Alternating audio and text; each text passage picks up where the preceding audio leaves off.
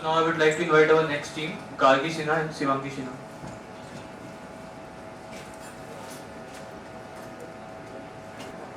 Should the sale of human organs be legalized?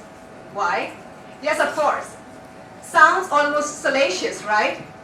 Now, let's keep the dichotomy aside. Let us not indulge in slander, and let us not fool ourselves into believing what our opposition already accuses us of. We are not speaking of buying an iPhone in exchange for a kidney. It is not that. It is not either black or white. Rather, it is just 50 shades of grey. A very good afternoon, respected chairperson, ladies and gentlemen. I will not quote the statistics, which the speakers before and after me will already enlighten you upon.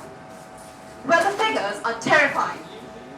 As per international organizations, approximately 22 people die every day in India for want of an organ donation. Same or worse is the scenario elsewhere. The demand is ever on the increase, and we cannot solely rely on someone's goodwill. Now, when we talk of the sale of organs, our moral intuition fills us with passionate disgust, which is impregnable by any argument. But let me tell you, this is a misconstrued sense of judgment, because it is an instantaneous emotional reaction without any reason. This way, the rich and the healthy feel comfortable at the very expense of the people we are trying to safeguard, the poor and the sick. This brings me to my next point. With people desperate for organ donation and people desperate for money, a black market dangerously develops without any nefarious planning.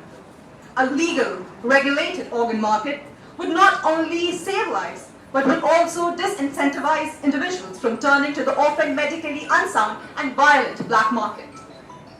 I'm not saying that it is going to be an easy task. It is going to be an uphill task. Various sectors need to get together to formulate rules and regulations. And there is not just one way of doing it. For instance, we could have a central, self-regulatory body which could screen individuals, counsel donors, take genuine consent without any coercion, buy the organs on behalf of the community, and distribute the purchased organs not on the basis of the ability to pay, but rather on the basis of medical needs or any other fair distributive measures as required, hence preventing direct sales. Now, ladies and gentlemen, another point I wish to put forth is the misconceived notion of the selfless living donor. Now, it is a myth. Now, everybody is getting paid here. The transplant surgeon, the transplant nurse, the transplant coordinator, even the recipient is getting paid handsomely in kind in the form of a life-saving organ. The only poor devil who is required to be altruistic in the entire transaction process is the donor. It is unjust and it is exploitative. And all those who believe in this misconstrued sense of generosity are mere hypocrites. Legalizing organ sales would help cover long-term medical costs of donors. Pregnancy surrogacy, egg donation, sperm donation, and participation in medical trials are all liable to medical compensation, and thus organ donation for profit would not constitute an unprecedented medical or social practice. Now, there is a spurious equality in everybody dying. Let us sponsor caring. Let us sponsor life-saving. Ladies and gentlemen, relativity applies not only to physics but to ethics as well.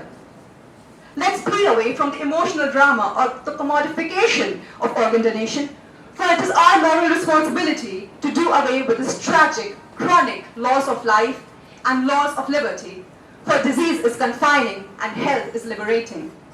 Let us see reason and not think of organ donation on the lines of a fish bazaar or a vegetable market. Thank you very much.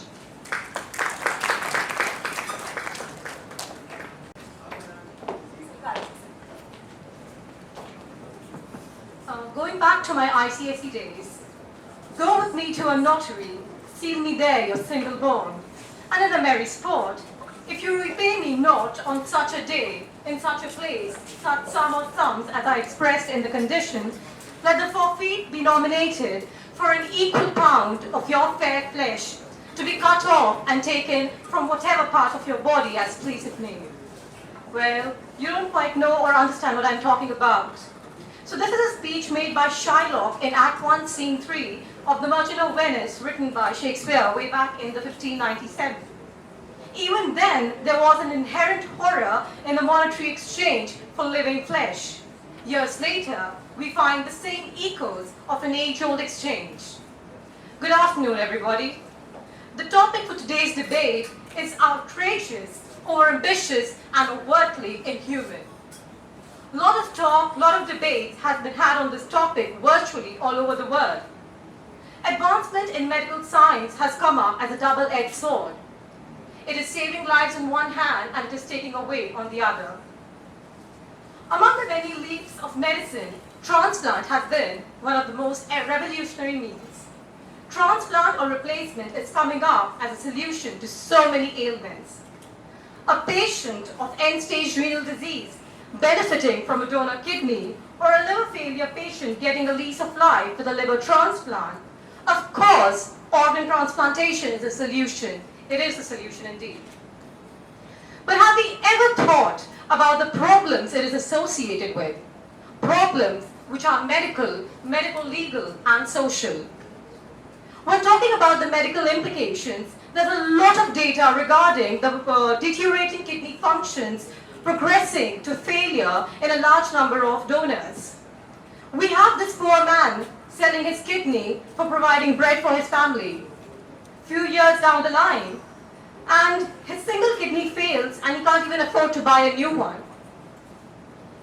We talk at large about the benefits to the recipient because of their deplorable state. But do we even ever highlight the implications for the donor? And I'm talking about the health implications here and also about the psychological ones.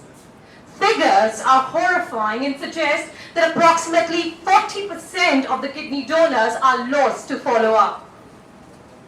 Oh, kidneys, we've got two. We can do with just one. For heaven's sake, they are not spare parts.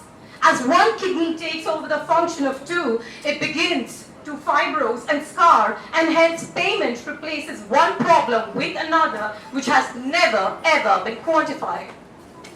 Once you've paid for money for a liver or a kidney, it becomes a mere commodity. A liver from a chain smoker. Can I get a discount, please? Selling of organs is just like selling of human bodies, like selling oneself in the red light areas. It is a form of human trafficking. It is a crime.